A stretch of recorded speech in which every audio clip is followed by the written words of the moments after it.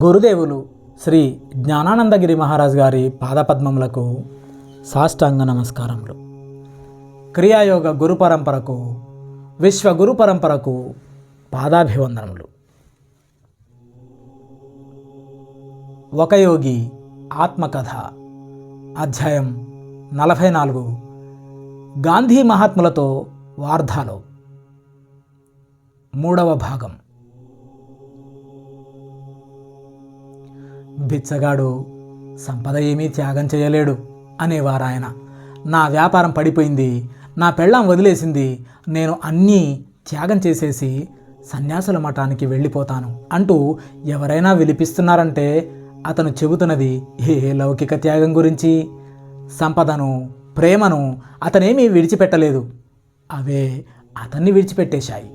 అందుకు భిన్నంగా గాంధీగారు లాంటి సాధువులు స్పష్టంగా భౌతిక వస్తుత్యాగాలు చేయడమే కాకుండా తమ అంతరాంతర జీవిని సర్వమానవ వాహినిలో లీనం చేసి అంతకన్నా కష్టమైన స్వార్థ బుద్ధిని, వ్యక్తిగత లక్ష్యాన్ని త్యాగం చేశారు. మహాత్ముల ధర్మపత్ని కస్తూరిబాయి, ఈమె విశిష్టురాలు. తన కోసం, పిల్లల కోసం ఆయన తమ ఆస్తిలో భాగమేది కేటాయించి పెట్టనందుకు ఆమె ఆక్షేపించలేదు.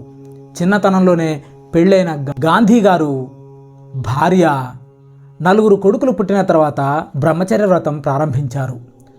గాంధీ గారు the story of my experiments with truth అన్న పుస్తకం తమ జీవిత కథను కఠోరమైన నిష్కాపట్యంతో అభివర్ణించారు.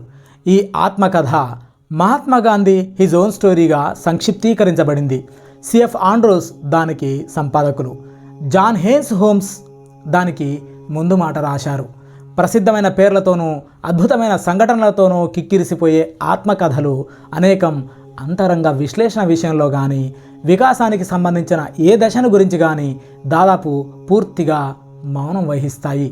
ఈయన చాలామంది ప్రసిద్ధ వ్యక్తుల్ని ఎరిగినవాడే కానీ తనను తాను ఎప్పుడూ తెలుసుకున్నవాడు కాడు అన్నట్టుగా ఒక రకమైన అసంతృప్తితో ఈ పుస్తకాలు పక్కకు పెట్టేస్తాడు చదవరి.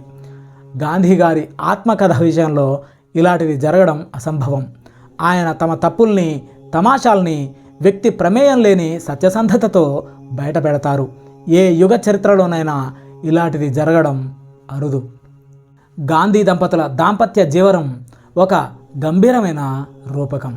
అందులో ప్రశాంత నాయిక అయిన కస్తూరిబాయి భర్త అడుగుజాడల్లో నడిచి జైలుకు వెళ్ళారు. 3 వారాల పాటు ఆయన ఉపవాసాలు చేసినప్పుడు ఆమె కూడా చేశారు. ఆయన వహించే లెక్కలేనన్ని బాధ్యతల్లో ఆమె తమ వంతు పూర్తిగా వహించారు.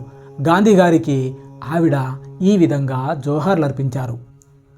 మీ యావజ్జీవిత సహచారిణిగా, సహాయకురాలిగా ఉండే మహదవకాశం పొందినందుకు మీకు ధన్యవాదాలు అర్పిస్తున్నాను.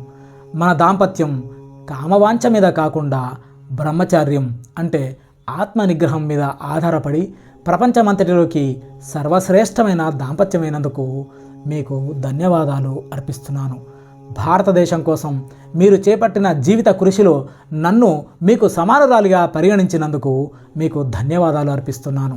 జూదంలోనూ, పందాల్లోనూ, స్త్రీలోలత విషయంలోనూ, మద్యపానంలోనూ, పాటల్లోనూ తమ కాలాన్నంతని వెచ్చించేసి చిన్ననాటి ఆట వస్తువులంటే తొందరగా విసుగెత్తిపోయే చిన్నపిల్లవాడి మాదిరిగా భార్యన్న, పిల్లలన్న విసుగెత్తేసే భర్తల్లో మీరు ఒకరు కానందుకు మీకు ధన్యవాదాలు అర్పిస్తున్నాను. ఇతరుల శ్రమను దోచుకుంటూ ధాన్యం పండించడానికే తమ కాలాన్ని వినియోగించే భర్త లాంటి వారు మీరు కానందుకు ఎంతగా ధన్యవాదాలు చెప్పుకోవాలి.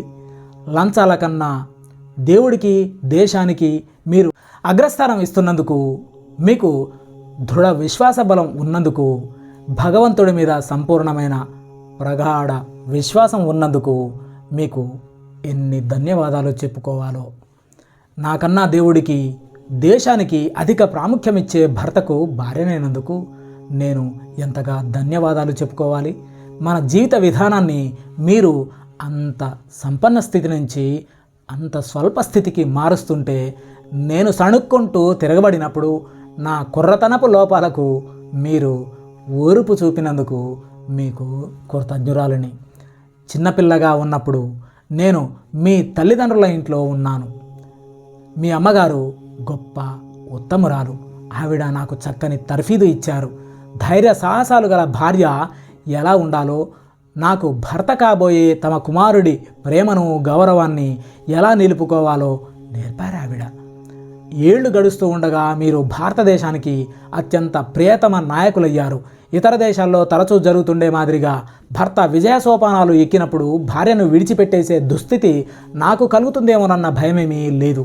మరణ సమయంలో సైతం మనం ఆలుమగలుగానే ఉంటామన్న సంగతి నాకు తెలుసు. కస్తూరిబాయి చాలా సంవత్సరాల పాటు ప్రజా ద్రవ్యానికి కోశాధికారిణిగా పనిచేసేది. దైవ స్వరూపులుగా ప్రజల మన్ననలు అందుకున్న మహాత్ములు కొన్ని కోట్ల రూపాయల విరాళాలు సేకరించారు. గాంధీ గారి సమావేశానికి వెళ్ళే ఆడవాళ్ళు నగలు పట్టుకొని వెళ్తే వాళ్ళ భర్తలకు బెరుకుగా ఉంటుందని భారతీయ గృహాల్లో నవ్వుకుంటూ కథలు కథలుగా చెప్పుకునేవారు. దళిత జాతి ఉద్ధరణకు శ్రమించే గాంధీ మహాత్ముల సమ్మోహక స్వరం సంపన్నుల బంగారం గాజుల్ని, వజ్రాల హారాల్ని ఆకర్షించేసి వాళ్ళ చేతుల నుంచి మెడల నుంచి ఊడి చందాల బుట్టలో పడేసేటట్టు చేస్తోంది. ఒకనాడు ప్రజానిధికి కోశాధికారినైన కస్తూరిబాయి 4 రూపాయలు ఎలా ఖర్చయ్యాయో లెక్క చెప్పలేకపోయింది. గాంధీ గారు ఆ నిధులకు సంబంధించిన లెక్కలు ఆడిట్ చేయించి ప్రచురిస్తూ తమ భార్య నిర్వహణలో వచ్చిన 4 రూపాయల తేడాను నిర్దాక్షిణ్యంగా ఎత్తి చూపించారు. నేను ఈ కథ నా అమెరికన్ విద్యార్థుల క్లాసుల్లో తరచుగా చెప్పేవాణ్ణి. ఒకనాడు సాయంత్రం హాలులో ఒక ఆమె ఆగ్రహావేశంతో ఊగిపోయింది.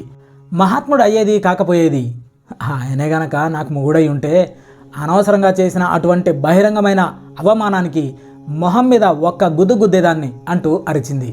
అమెరికన్ భార్యల గురించి, భారతీయ భార్యల గురించి మా మధ్య సరదాగా కొంత వాగ్వాదం జరిగిన తర్వాత నేను ఇంకా పూర్తిగా వివరించడానికి పూనుకున్నాను.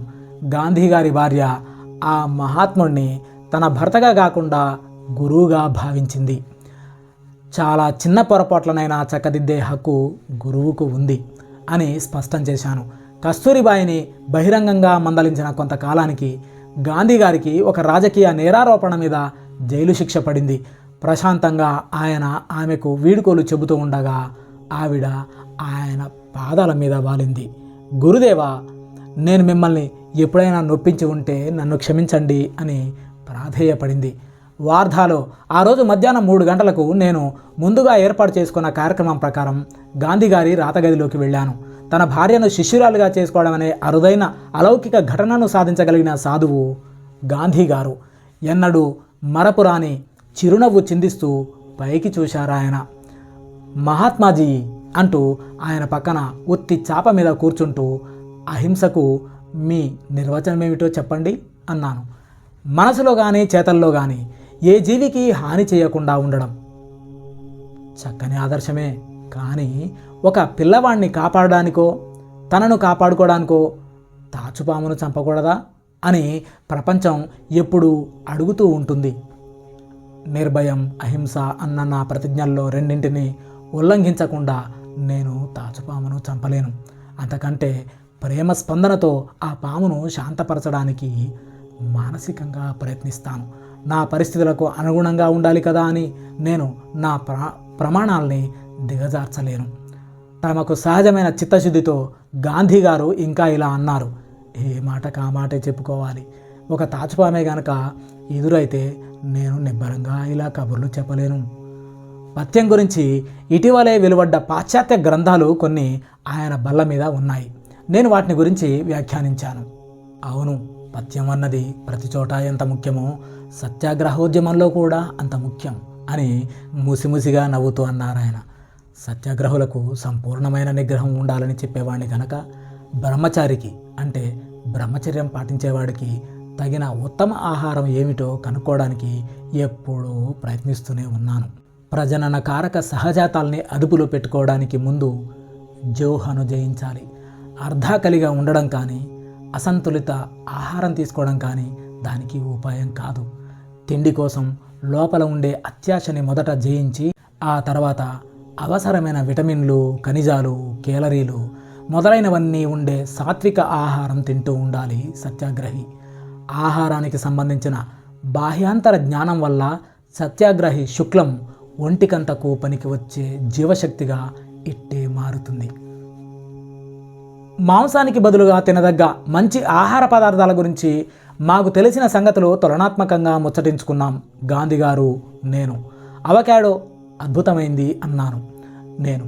కాలిఫోర్నియాలో మా కేంద్రానికి దగ్గర అవకాడో తోపులు లెక్కలేనన్ని ఉన్నాయి. గాంధీ గారి ముఖంలో ఆసక్తి కనబడింది. అవి వార్డాలో పెరిగితే బాగుండును. సత్యాగ్రహులు కొత్త ఆహారాన్ని మెచ్చుకుంటారు. లాస్ ఏంజలీస్ నుంచి అవకాడో మొక్కలు కొన్ని తప్పకుండా వార్దాకు పంపిస్తాను అని చెప్పి, గుడ్లు మాంసకృతులు అంటే ప్రోటీన్లు ఎక్కువగా ఉండే ఆహారం ఇవి సత్యాగ్రహులకు నిషిద్ధమైనవా? బీజం లేని గుడ్లు నిషిద్ధం కావు అంటూ వెనకటి సంగతులు తలచుకుని నవ్వుకున్నారు మహాత్ములు. చాలా ఏళ్ళు నేను వాటి వాడుకను సమ్మతించలేదు. ఇప్పటికీ నేనైతే తినను. మా కోడళ్లలో ఒక అమ్మాయి ఒకసారి పోషకాహార లోపం వల్ల ప్రాణం పోయే స్థితికి వచ్చింది. ఆమె గుడ్లు తిని తీరాలని పట్టుబట్టాడు డాక్టరు. నేను ఒప్పుకోలేదు. దానికి బదులు మరోటి చెప్పమన్నాను. గాంధీజీ, బీజం లేని గుడ్లలో శుక్లం ఉండదు, అందులో హత్య ఏమీ ఉండదు అన్నాడు ఆయన. అప్పుడు నేను సంతోషంగా అనుమతించాను మా కోడలు ఆ గుడ్లు తినడానికి. తొందరగానే ఆమెకు మామూలు ఆరోగ్యం చేకూరింది. అధ్యాయం 44 గాంధీ మహాత్ములతో వార్తాలో 3వ భాగం సమాప్తం. జై జ్ఞానానందగిరి మహారాజ్కి జై.